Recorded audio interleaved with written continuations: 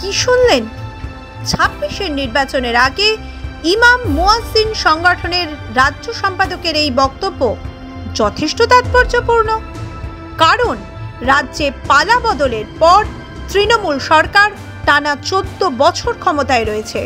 বিরোধীদের অভিযোগ, মুসলিম ভোট ব্যাংককে হাতিয়ার করেই নিজের শাসন ক্ষমতা ধরে রেখেছে শাসক দল। কিন্তু বাস্তব তো অন্য কথা বলছে।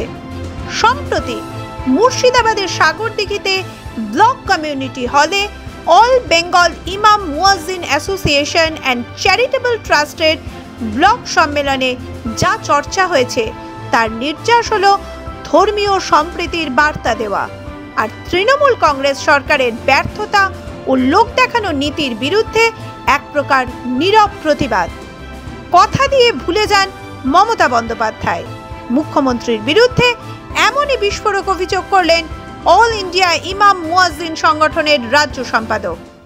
দেখুন, চেষ্টা চলছে এবং হয়তো সরকারের সাথে দফায় দফায় আলোচনা হয়েছে। গত 2 বছর আগে আমাদের 500 টাকা অনেক দাবি দেওয়া আন্দোলনের পরে বেড়েছিল।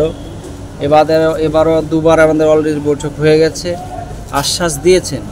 আমরা গিভ অ্যান্ড টেক পলিসিতে বিশ্বাস করি। যদি সরকার আমাদের দেখে আমরা দেখব, পরিষ্কার কথা। এখানে মুখ্যমন্ত্রী যে নেতাজি ইন্ডোর স্টেডিয়ামে 2012 সালে এপ্রিলে যখন ভাতা চালু হয় তখন কিন্তু কিছু ওয়াদা করেছিলেন, যে বলেছিলেন যে যাদের গৃহহীন তাদের গৃহ বা ঘরের ব্যবস্থা করা হবে। এই ব্যাপারটা কিন্তু উনি সবসময় ভুলে যান।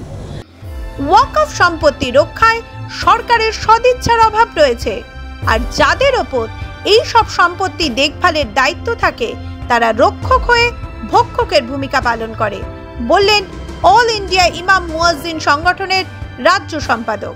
গভর্নমেন্টের সদিচ্ছা, সত্য কথা বলতে সরকারের সদিচ্ছা লাগবে। প্রথমত হচ্ছে যে আমাদের ওয়াকফ সম্পত্তি উদ্ধার করতে গেলে যারা ইনক্লোজ করে আছে জবরদখলকারী তাদের হটাতে গেলে পর্যাপ্ত পরিমাণে পুলিশের সহায়তা লাগবে। এটা ওয়াকফ বোর্ডের কাছে এইরকম ফোর্স নেই আলাদা। স্টেট গভর্নমেন্টের যে পুলিশ আছে সেখানে পলিটিক্যালি গিয়ে বলে তো ওকে বাধা দেয়, এইরকম করতে করতে এইভাবে চলে। আলাদা একটা পুলিশ যদি অ্যারেঞ্জমেন্ট থাকে তাহলে পরে তারা উদ্ধার করতে পারে। এবং সিভিল অ্যাডমিনিস্ট্রেশন এবং পলিটিক্যাল পার্টি তাদেরও সদিচ্ছা থাকতে হবে। ফলে আর একটা হচ্ছে কেউ রক্ষক ভক্ষক হয়ে যাচ্ছে, মোতাওয়াল্লি মানে যাদের কেয়ারটেকার, যাদেরকে ওটা রক্ষণাবেক্ষণ করতে দিচ্ছে তারা অনেক ক্ষেত্রে বেঁচে দিচ্ছে বা মিসইউজ করছে। এই সবগুলাই দায়ী। এইগুলোকে রিকভারি করলে সমাজের উন্নতি হবে। জানা গিয়েছে 1993 সালের 21শে জুলাই তৎকালীন পুলিশ কর্মী সিরাজুল ইসলাম মমতা বন্দ্যোপাধ্যায়কে প্রাণে রক্ষা করে চাকরি হারিয়েছিলেন। মমতা বন্দ্যোপাধ্যায় মুখ্যমন্ত্রী হওয়ার পর চাকরি ফেরানোর কথা বলেছিলেন, কিন্তু এখনো চাকরি পাননি তিনি। এই ঘটনা নিয়ে ক্ষোভ প্রকাশ করেন অল ইন্ডিয়া ইমাম মুয়াজ্জিন সংগঠনের রাজ্য সম্পাদক। 21শে জুলাই এটা সম্পূর্ণ একটি পলিটিক্যাল ম্যাটার এবং ওই দিনটা যদিও একটা স্মরণীয় দিন এবং ওই ঘটনার পরিপ্রেক্ষিতে আমরা টিভি চ্যানেলগুলো বা সব জায়গাতে আমরা লক্ষ্য করলাম যে সিরাজুল ইসলামের প্রতি সত্যি বেইনসাফি না অন্যায় এবং মুখ্যমন্ত্রী বলার পরে ওনার চাকরিটা ফেরানো হয়নি। এটা প্যাথেটিক, এটা হওয়া দরকার এবং আমরা অনুরোধ করব যে মুখ্যমন্ত্রী যেন এখনও ওনার 2 বছরের সময় আছে, যেন চাকরিটা বহাল করলে পরে অন্তত পেনশন ইত্যাদি পাবে, ফ্যামিলিটা বাঁচবে।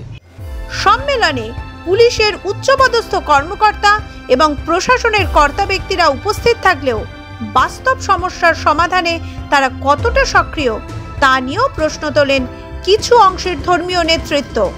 এই সম্মেলন যেন স্পষ্ট করে দিল জনগণ আর কথার ফুলচুরিতে বিশ্বাস করছে না। তারা চায় কাজ, শিক্ষা, স্বাস্থ্য এবং প্রকৃত সম্প্রীতি, যা তৃণমূল কংগ্রেস বারবার প্রতিশ্রুতি দিলেও বাস্তবায়ন করতে ব্যর্থ হয়েছে। 26-এর আগে সাগরদিঘির এই বার্তা গোটা রাজ্যের ক্ষোভে পরিণত হবে বলে মনে করছে রাজনৈতিক মহল। মাধ্যম ব্যুরো রিপোর্ট।